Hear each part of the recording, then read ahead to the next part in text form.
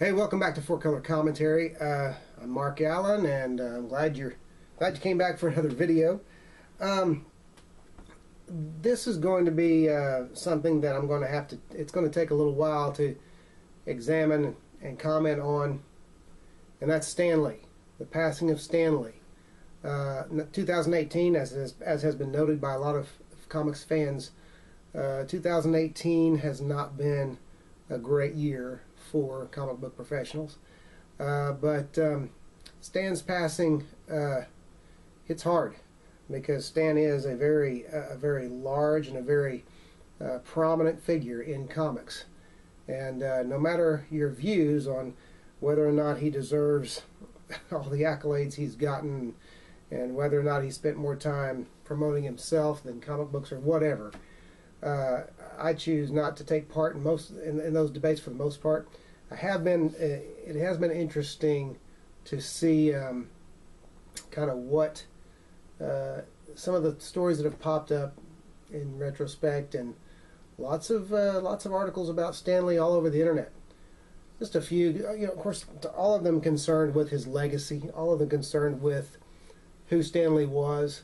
Of course, one of the biggest things in the news right now is Bill Maher's comments on, as I say, Bill, blasting Stan Lee's legacy, blasting comic books, blasting comic book readers. I can sum up how I feel about that in really one sentence: who gives a rip what Bill Maher thinks? It's been a long time since I really cared what anybody thought about my reading comics, much less tried to hide it or pretend I didn't read them. It hasn't been since high school that I did that I tried to do that. I tried to put comics away, in high school, as many fans did, many guy fans anyway, many men, but they came back into my life, and so I don't really care about anybody's view of, you can say, as Bill Maher implied, you can say, well, comics are for immature, unintelligent people, but what do you do with that heart surgeon? Or what do you do with that FBI officer? What do you do, or agent? What do you do with that politician? What do you do with the people from all walks of life that are fans of comic books? You have to really think about, and Bill Maher, I believe, to a large extent, is paid to say controversial things, so he says controversial things. But Vox also put out an article this week, in the last week, I should say. Stan Lee's legacy has a darker side, and of course, it seems like the arguments of Stan Lee versus Jack Kirby, and how much each of them deserve, how much credit each of them deserve for Marvel's Silver Age success, those continue and have only grown stronger, it seems, with some people even on Facebook and other sites, I'm sure, kind of taking over threads that are in honor of Stan Lee, and saying, well, where's all the honor for Jack Kirby? Well, Kirby has gotten honor after honor, and I believe there's plenty of honor and accolades out there for Kirby's work, and it's more appreciated than it ever has been. So I would point you to one article, and that is one. I should say this tentatively. I haven't read it yet. I'm going by this, just perusing it and reading the headline of it. But blackamericaweb.com, and the title of the article is Why Black Parents Should Appreciate the Legacy of Stan Lee. And it just simply talks about the racial barriers that Marvel broke in the Silver Age, and in those throughout the 60s and 70s. But just a couple of excerpts from this article. One talking about one paragraph from the article says the mutated humans that made up the X-Men were often shunned by regular humans by being different. Xenophobia was explored via the Autobots and Decepticons and Transformers. Obviously not a Marvel property there, but many even compare the struggles between Professor X and Magneto, Optimus Prime, and Megatron to the philosophies of Martin Luther King Jr. and Malcolm X. That's not as Marvel or Stan Kirby centric on that. This one, however, is. In 1966, just before Huey P. Newton and Bobby Seale formed the Black Panther Party. Stan Lee and Jack Kirby created Black Panther. At the time, there were no solo black heroes in American comics, and mind you, the racial tensions in the U.S. were high.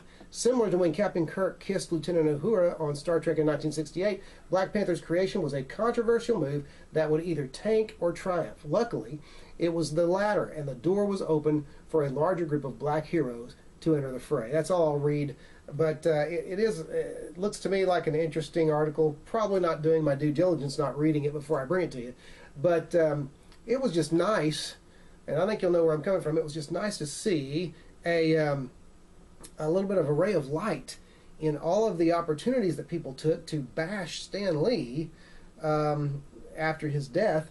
To see this article on blackamericaweb.com was just kind of nice. And I know nothing about the site, so I'm obviously not endorsing the site itself or anything, but that neat story, it looks like, and I'm looking forward to reading it here pretty soon. But just wanted to point you to it in case you're like me and needed a little uplifting about people now picking apart and sometimes the legacy of Stan Lee, which of course we see that in a lot of cases where once a person is gone and can't defend themselves, that comes up.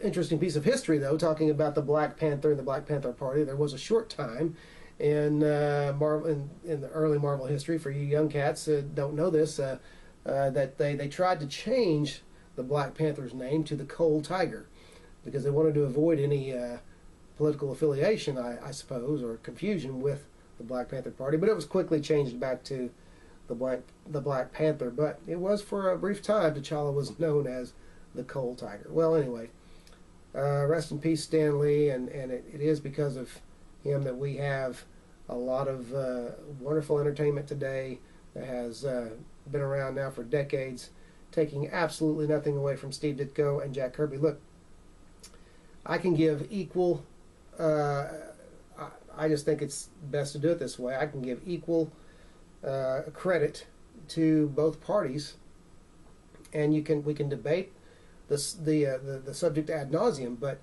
artists, like it or not, give the visuals to comics, which is in very large part, a visual medium. Now there is a story there, and there's a progression of story, and there's characterization, and that is something that in large part art cannot. The writers handle characterization, the writers bring character to a character, so to speak, but the artists do handle the visuals. And so the looks of the heroes, the designs, all that stuff, you have to give the artists credit. But Stan Lee had the vision of these characters, the early Marvel characters, the Silver Age Marvel characters, I should say.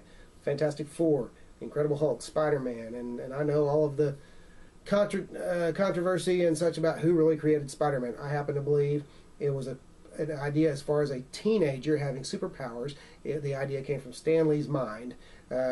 Jack Kirby designed the costume, I understand, from, or I believe, or at least he drew the cover, the first appearance of Spider-Man, the cover of American Amazing Fantasy, number 15.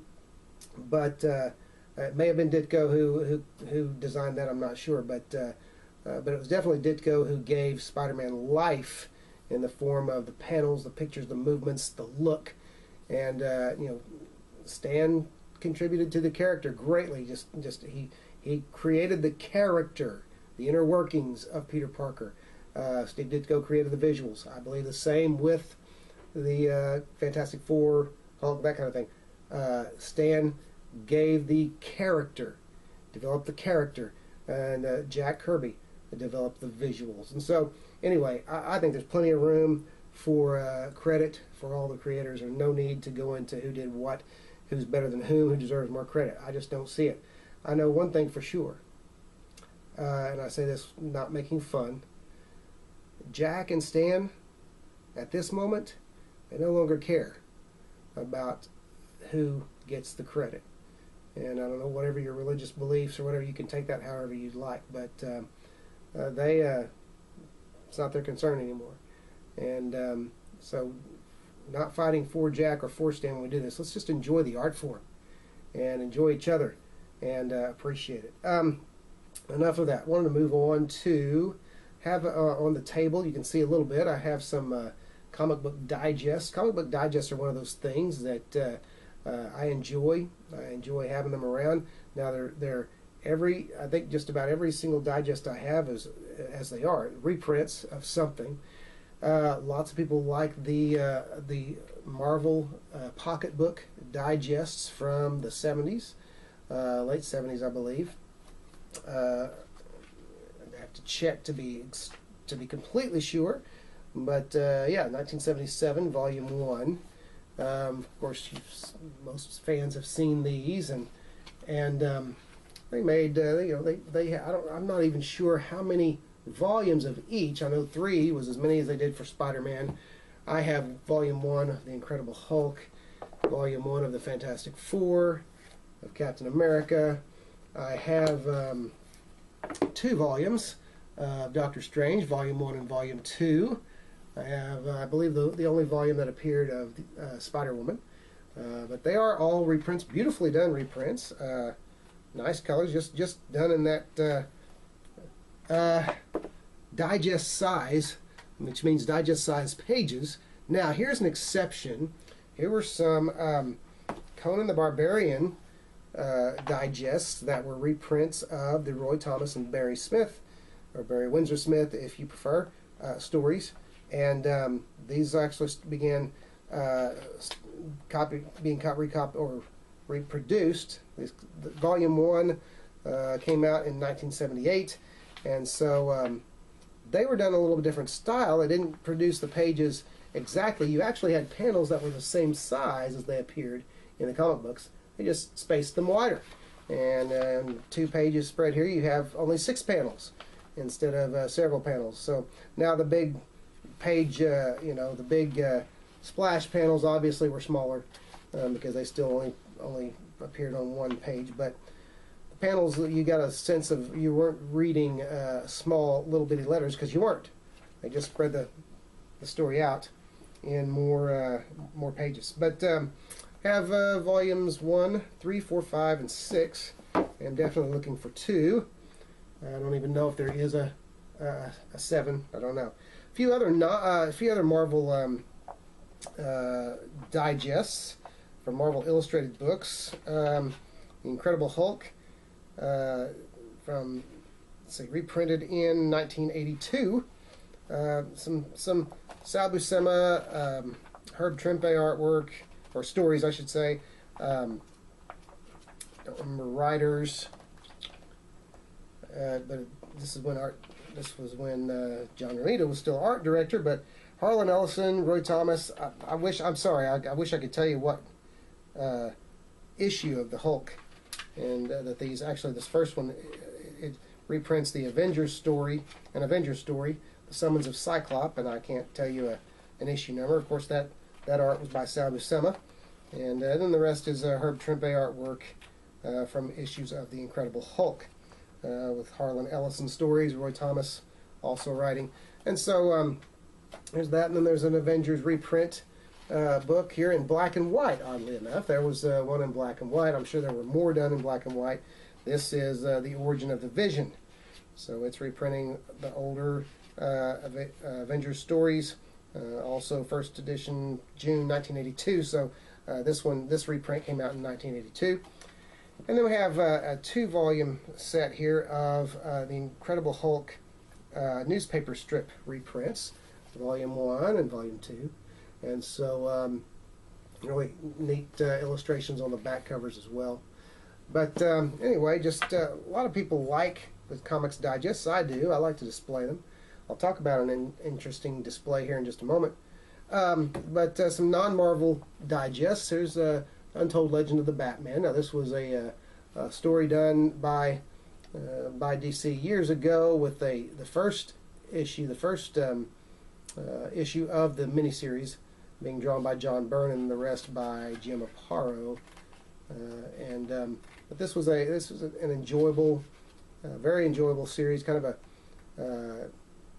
at the time fresh look at the Batman. This was pre-Dark Knight, of course, pre-Batman Year One, and I believe the original publication. Well, this digest was produced in 1982, and but anyway, so interesting digest there. A couple of more rare digests that you don't see much by Will Eisner. One, Will Eisner's Spirit Casebook of True Haunted Houses and Ghosts. And what you have here are some stories, supposedly true stories of ghosts and haunted houses.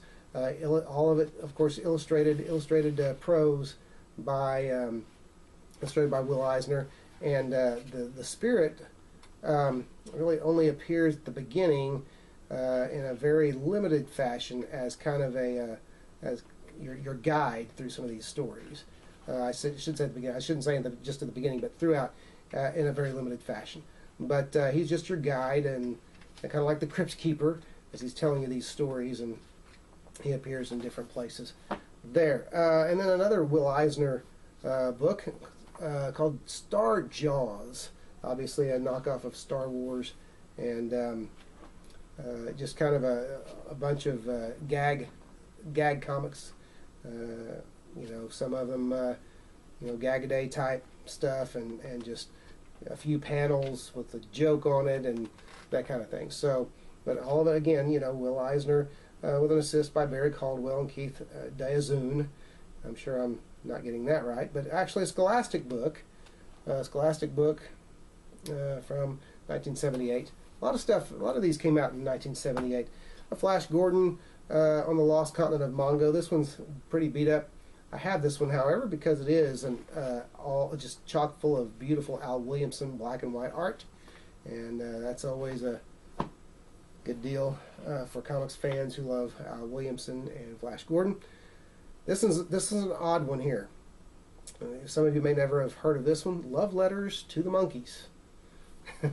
Love Letters to the Monkees, selected by Bill Adler, and it really is just a bunch of love letters from fans to the Monkees with various illustrations in it, and illustrations are by Jack Davis, so some you know, kind of an old comics pro there, and but it's just kind of an interesting little book that many haven't seen before, and it's just kind of just a lot of Dear Monkees letters, mostly I'm sure from female fans.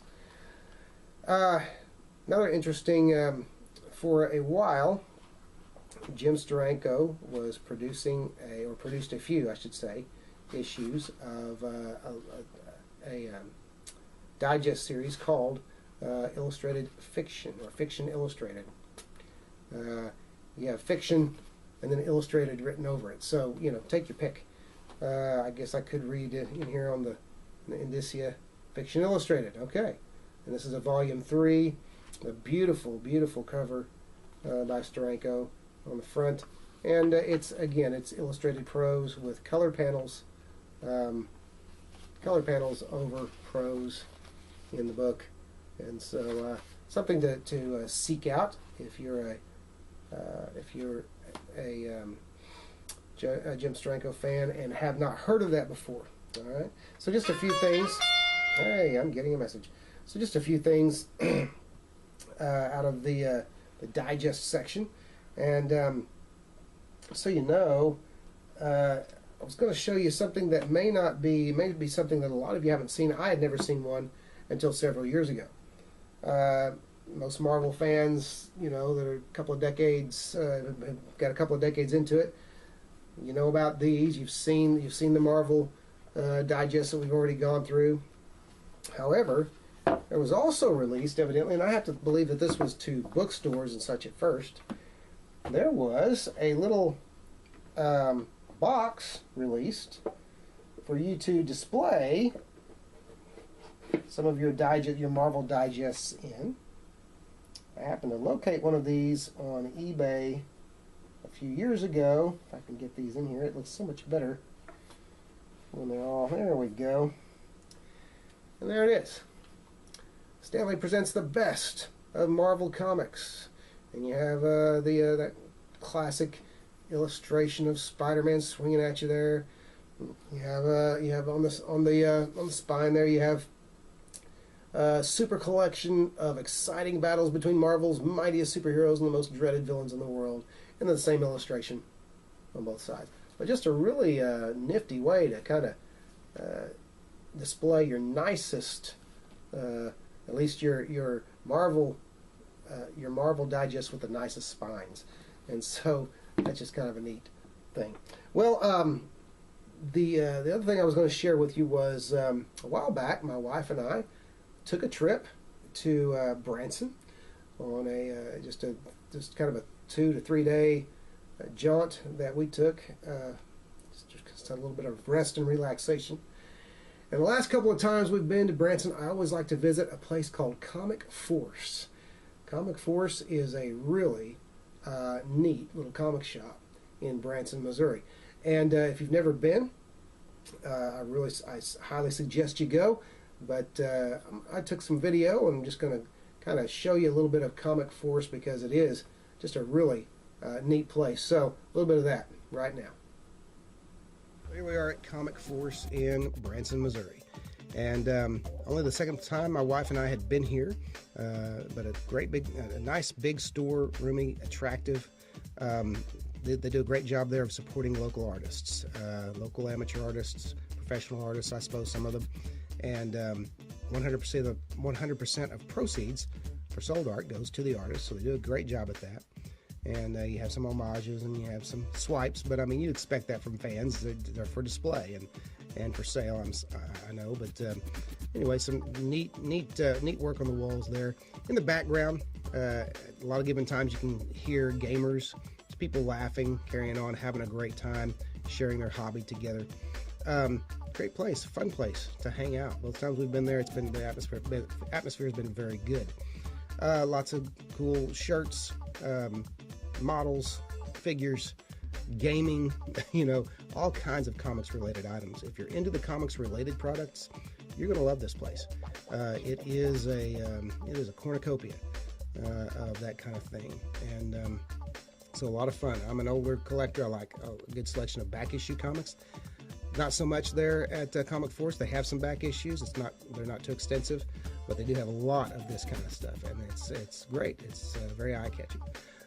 They do have a great kids comics section, and that's something you don't see in a lot of comic stores these days. It's a shame, but they have a great one, and have even some local art there at the kids comics section.